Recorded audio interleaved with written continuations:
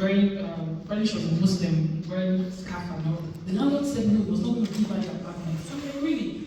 Where's freedom of religion? Everybody should be allowed to practice their religion. So whether you're a Muslim, whether you're a Christian, that should not be a criteria for giving the person a house.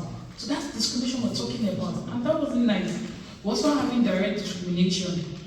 For example, language requirements in job posting, disappropriately excluding non-German speakers despite legal protection. We know that legal protection, saying, okay, job should be available for everybody, but that's not the case. Sometimes they don't want to give, if you don't speak the language, they'll tell you no. Yeah, it's important to go learn the language, but there are some positions that you probably don't really need to speak the language, but they don't just want to give you. So those are indirect way, this discrimination is being practiced. And we cannot keep quiet. No, we keep saying it until they keep hearing it. And also, you that is here, you will not practice discrimination. So it's not just for people out there. You that is here, and also some of you were born here, and you have friends who are white, friends who you wouldn't do that. So that's why you're here, you're listening to this. So now, racism versus discrimination. I said I'm not going to go too deep because my fellow speakers, they will dive deep. So I'm just giving like the peripheral. Racism is a specific form of discrimination rooted in beliefs of racial superiority backed by systemic power. We said that before. While discrimination is broader, targeting traits like gender, religion, ethnicity, not just race. So we see discrimination is more, and we see it every day. We see it in our place of work, we see it in our business place, we see it everywhere. You see it, and you begin to wonder, are these people not hearing this message? But we'll not get tired. We'll keep talking, we'll keep organizing seminars, symposium, workshops, let them keep hearing it. I talked about the landlord on how that rejected tenants, and it's like that. You see houses available. One of the problems here in Germany is accommodation.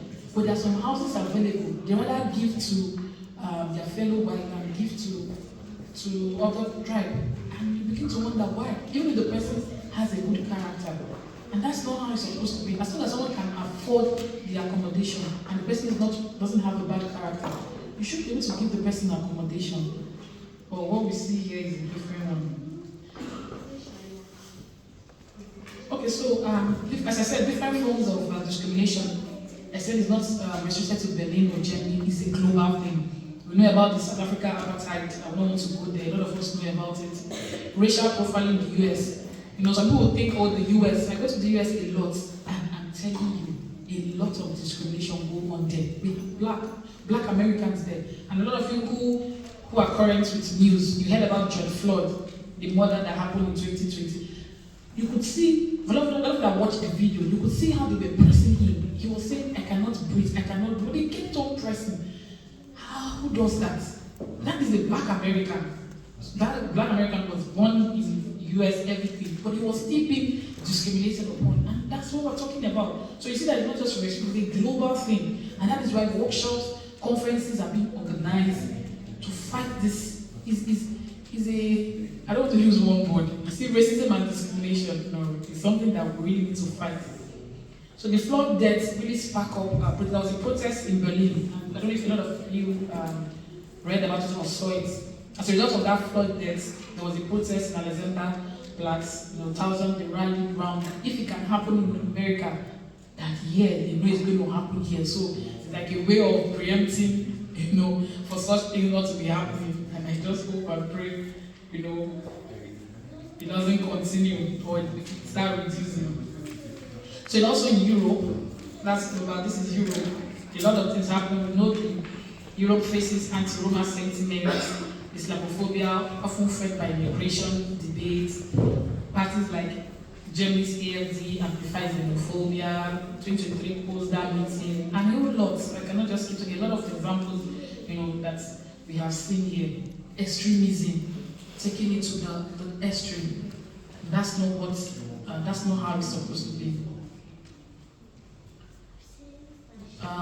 Different forms also in Berlin here, Germany and Berlin. When we talk of Germany, Berlin is our capital. So they saw a rise, 114 rise in anti-Muslim violence in 2023, with 1,926 incidents, including headscarf insults in Berlin.